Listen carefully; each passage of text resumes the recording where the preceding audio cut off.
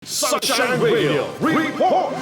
At para sa huling balitang nasyonal mga nangyari sa Pilipinas, may kumpas umano ng Amerika. Ayon yan sa geopolitical analyst. Alamin natin ang balita niya mula kay partner Almar Forzuelo. Kamakailan sa isang social media post, tinanong ni Davao City 1st District Congressman Paulo Duterte si Armed Forces of the Philippines Chief of Staff General Romeo Browner Jr. kung sino nga ba ang kanyang pinagsisilbihan nito, ang CIA o ang Pilipinas.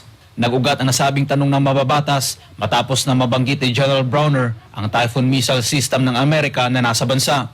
Agad namang pinaliwanag ng AFP ang kanilang panig at sinabi na ang lahat ng kanilang mga ginagawa ay bahagi ng kanilang modernisasyon upang mapalakas ang depensa ng bansa. Pero ayon kay geopolitical analyst Herman Camentong Chu Laurel, sa dami ng problema kinakaharap ng bansa, dapat unahin ng pamahalaan ang pagbangon ng ekonomiya. Sa panayam ng SMNI News kay Camentong, sinabi nitong kung nais ng isang dayuhang bansa na tumulong sa Pilipinas, dapat hindi nito ibibida ang mga armas. Bagkus, dapat itong tumulong na muling ibangon ang ekonomiya nito. Alam po ninyo, yung gustong talagang tumulong sa bansa, ang uunahin po ay yung ayusin ng ekonomiya at pagkakaisa ng bansa. Binigyang diin nito na dahil sa matinding korupsyon na nangyayari sa Pilipinas, takot ng mamuhunan ang mga investor at dahil dito, napag-iiwanan na tayo ng ibang bansa pagdating sa ekonomiya.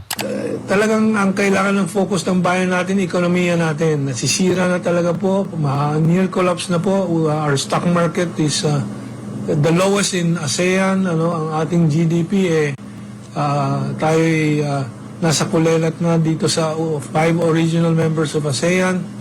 Tungkol naman sa tanong kung may kumpas nga ba sa Amerika ang mga nangyayari sa ating bansa, ito ang naging kanyang sagot. Sigurado po ito lahat ng mga nangyayari na sa Pilipinas, ang pagwawasak po ng national unity natin, mga plano ng Amerikano, ang pagwawasak ng ekonomiya natin, mga plano ng Amerikano po ito. Dahil po ang mga hakbangin po ng Amerikano sa pag-destabilize ng bansa para ihanda sa gera, ay unang-una wasakin ng ekonomiya. Yun din ang nangyari, ang ginawa nila sa Ukraine. 2014 pa, winasak na po nila ang national unity ng Ukraine by a coup d'etat. Samantala, nang tanungin din siya kung kaya ba ng Pilipinas sakaling gumanti ang China, ang kanyang tugon, pag makita na po nila na activate ang mga Typhoon missile, delikado ng Pilipinas. Pag unang bala lang pong marinig na pumutok, ubos ang ating Philippine Coast Guard and Navy in the first hour. Sa unang oras lang po. Dahil yung mga missiles ng China, yung mga drones, handang-handaan na yan laban sa Amerika. Pilipinas pa ang kakalabanin, wala pong may tatapat ang Pilipinas dyan. para sa Diyos sa Pilipinas kung mahal. Almar Forzuelo, SMNI News.